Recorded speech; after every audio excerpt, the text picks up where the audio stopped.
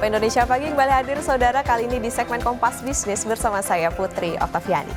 Deflasi terjadi dalam 3 bulan berturut-turut, yaitu Mei, Juni, dan Juli.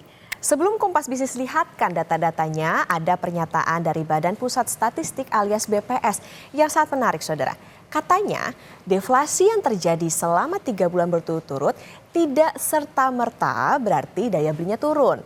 Nah, BPS juga bilang perlu berhati-hati dalam menyimpulkan penurunan daya beli masyarakat.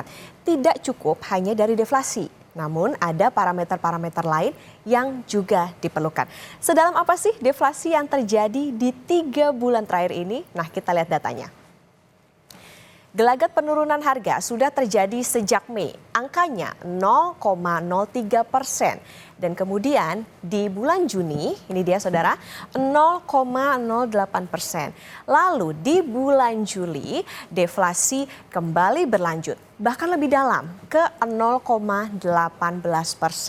Nah, deflasi terjadi karena penurunan harga sejumlah komoditas pangan yang harganya mudah bergejolak. Di antaranya ada bawang merah, cabai merah, tomat, bawang putih, serta daging dan telur ayam ras. Cabai merah deflasi. Meskipun kalau berdasarkan hasil liputan Kompas TV di banyak daerah di Indonesia, harga cabai ini naiknya lumayan ugal-ugalan. Bahkan ada yang melambung dan tembus Rp100.000 per kilo. Deflasi ini saudara adalah harga bulanan. Jadi harga bulan Juli lebih rendah ketimbang bulan Mei dan Juni.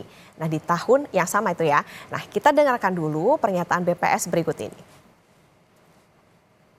Deflasi ini merupakan indikator melesunya daya beli masyarakat, ini harus hati-hati.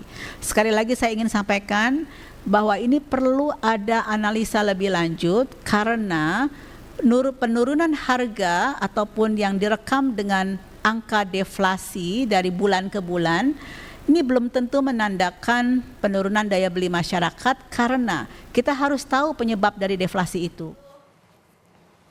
Nah, lalu bagaimana jika datanya ini dibandingkan dengan bulan yang sama di tahun lalu? Nah, kita cek data selanjutnya saudara. Dibandingkan dengan tahun lalu, indeks harga konsumen ini masih inflasi. Sederhananya saudara, harga-harga tahun ini lebih mahal dibandingkan dengan tahun lalu. Sebenarnya ada pola yang mirip dengan paparan deflasi di data sebelumnya.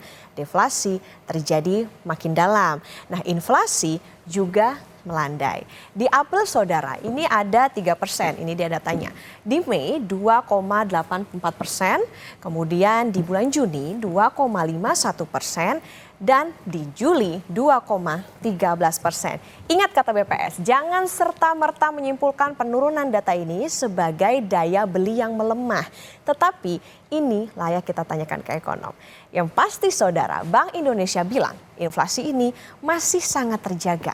Ini merupakan hasil dari konsistensi kebijakan moneter dan sinergi pengendalian inflasi antara Bank Indonesia dan pemerintah pusat serta daerah. Dalam tim pengendalian inflasi pusat dan daerah atau TPID dan TPIP maksud kami dan juga DPID melalui penguatan Gerakan Nasional Pengendalian Inflasi Pangan di berbagai daerah.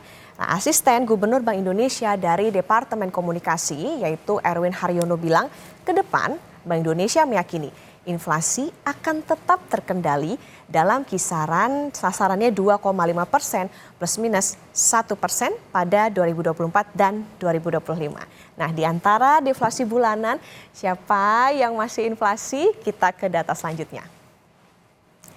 Ini dia, ada beras dan juga pendidikan yang harganya masih naik dibandingkan dengan bulan yang lalu. Kata BPS saudara, terjadi inflasi beras, nih ya datanya 0,04%, ini karena harganya naik.